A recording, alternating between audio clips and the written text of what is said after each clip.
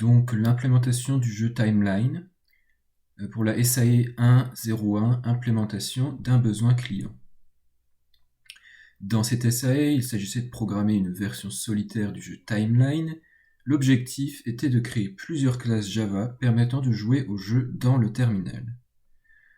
Donc le travail, nous l'avons réalisé en binôme. Personnellement, j'ai réalisé les tests et rédigé le rapport. Mais on a tous deux programmé les méthodes qui permettent d'obtenir un programme fonctionnel. Donc en termes d'étapes, on avait 12 heures pour réaliser ce projet, ainsi qu'un TP préparatoire de 2 heures. Donc les 2 premières heures dans ce TP, on a réalisé les classes cartes et paquets d'après le sujet du TD, afin de créer des paquets de cartes.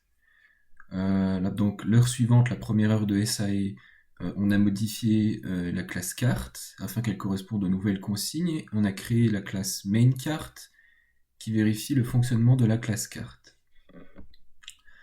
L'heure d'après, nous avons réalisé test carte qui teste que la classe carte a le comportement souhaité. Les 2 heures suivantes, nous avons modifié la classe paquet du TP afin qu'elle corresponde aux consignes de la SAE.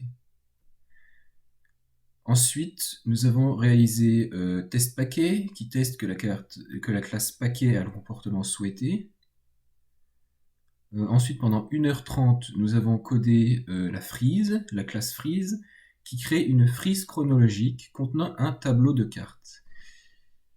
Les 1h30 suivantes, nous avons réalisé la classe de test correspondante. Pendant 2 heures, nous avons codé les classes jeu et proc jeu.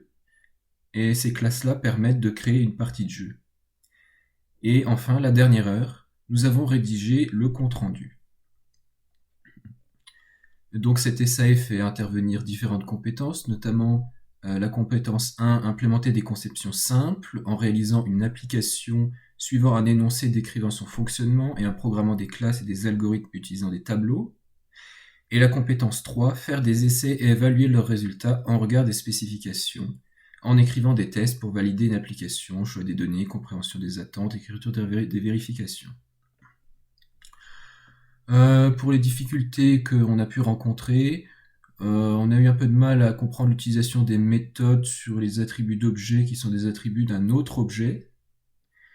Et nous avons passé beaucoup de temps à faire nos classes de test et analyser les bugs qui a pu en sortir.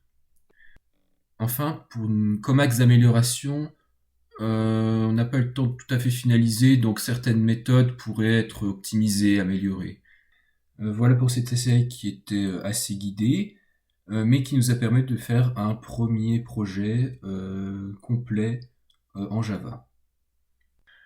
Joint à cet article, vous trouverez une vidéo qui montre le fonctionnement du programme.